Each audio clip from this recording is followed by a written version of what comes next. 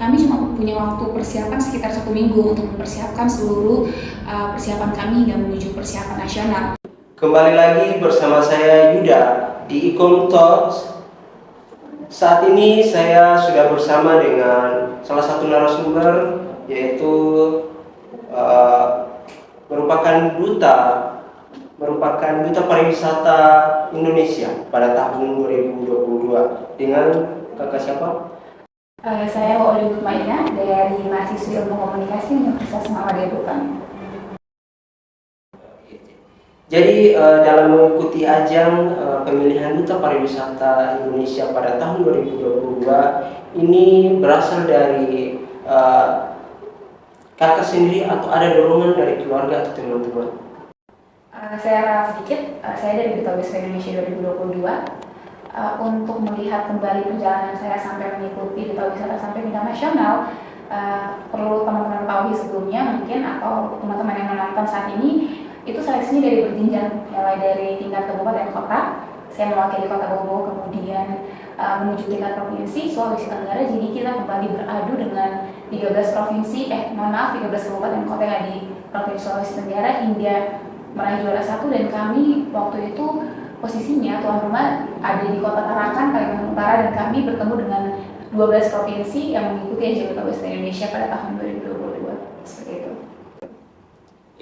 Selama kakak mengikuti ajang pemilihan Duta Pariwisata Indonesia pada tahun 2022, apa saja suka dan duka yang kakak alami? Kita langsung ngomongin yang ada di nasional kemarin ya. Kalau untuk suka duka, pertama untuk waktu yang saya dan pasangan saya namanya Andra dari Kabupaten Malaka, kami cuma punya waktu persiapan sekitar 1 minggu untuk mempersiapkan seluruh persiapan kami hingga menuju persiapan nasional. Jadi kami ada butuh beberapa jenis baju yang kami akan gunakan nanti untuk nasional. Kemudian kami perlu mempersiapkan untuk persiapan talent performance, yang dimana talent performance itu kami membawakan kemarin salah satu legenda pecinta rakyat terkenal yang di kota Buton, yaitu Wan Diu. Jadi kami melakukan culture performance soal itu. Kemudian kami juga banyak belajar tentang potensi-potensi pariwisata bukan hanya yang ada di Sulawesi Tenggara, tapi karena kami sudah tingkatnya nasional, kami juga belajar tentang potensi-potensi yang bisa kami kembangkan untuk potensi pariwisata Indonesia, seperti itu. Untuk suka duka mungkin semua ajang pemilihan itu sebenarnya sama. Kami memiliki waktu yang cukup terbatas karena padatnya agenda dari karantina. Jadi kami bangunnya pukul 5 pagi. Mulai 5 pagi itu kami melakukan olahraga, kemudian setelah olahraga kami melakukan sarapan siang, kemudian sarapan.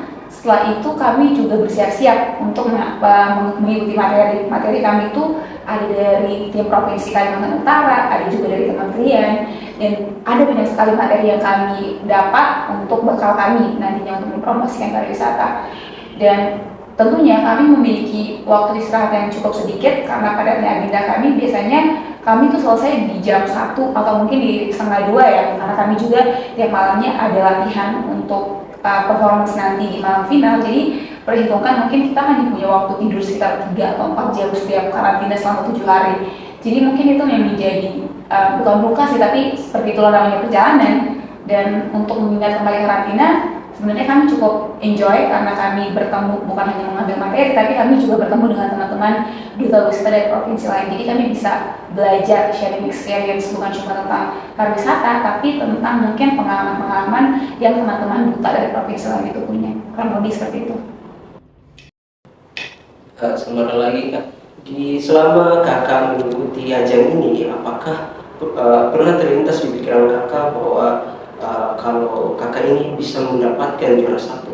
Bisa dibilang dulu sebelum itu untuk dari Sulawesi Tenggara sendiri bisa dibilang jarang sekali mendapatkan juara 1 tingkat nasional.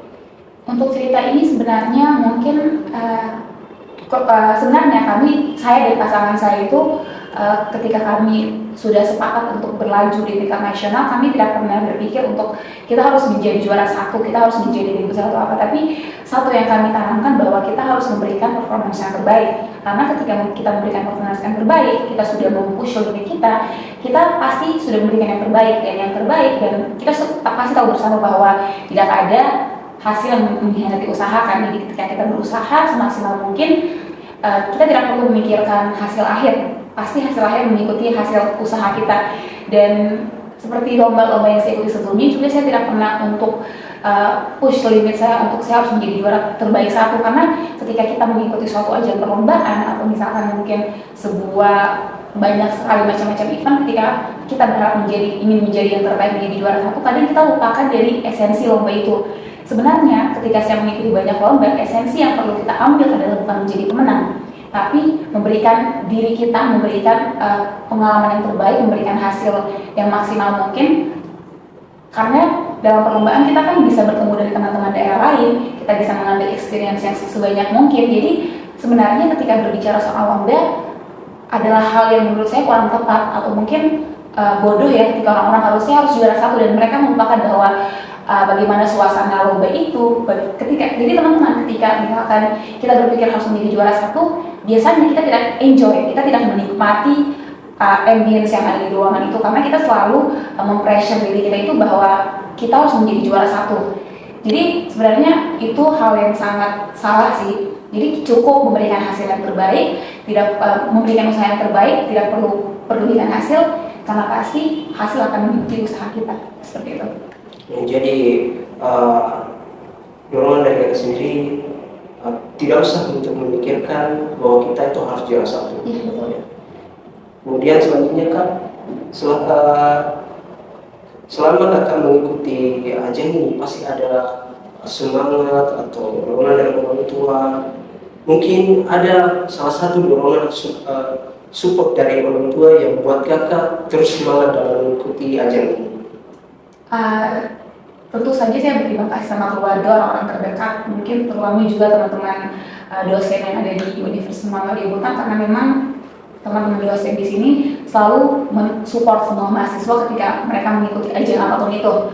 Dan sebenarnya untuk mengikuti ajang duta wisata itu sebenarnya awalnya saya merasa kurang tertarik, karena seperti yang kita lihat biasanya duta-duta itu kan mereka selalu mengikuti ajang-ajang yang formal, misalkan mungkin mereka selalu menyambut tamu daerah atau apapun itu, dan kadang mereka melupakan esensi dari tugas mereka sebenarnya apa sih gitu. Mungkin sebenarnya harus menjadi perpanjangan tangan antara pemerintah dan mungkin untuk menggait tamu-tamu ya, mereka harus bisa lebih berusaha atau kami harus lebih berusaha sebanyak mungkin. Tapi orang-orang terdekat cukup meyakinkan bahwa ayo, katanya kamu mungkin cukup cocok untuk mengikuti ajang gitu. Tadi saya bilang bahwa mungkin kita harus, karena kebetulan saya juga senang untuk berkecimpung di dunia pariwisata. Memang sejak umur 15 tahun saya merupakan volunteer tour guide di setiap event Sail Indonesia yang ada di Bogor ataupun Wakatobi.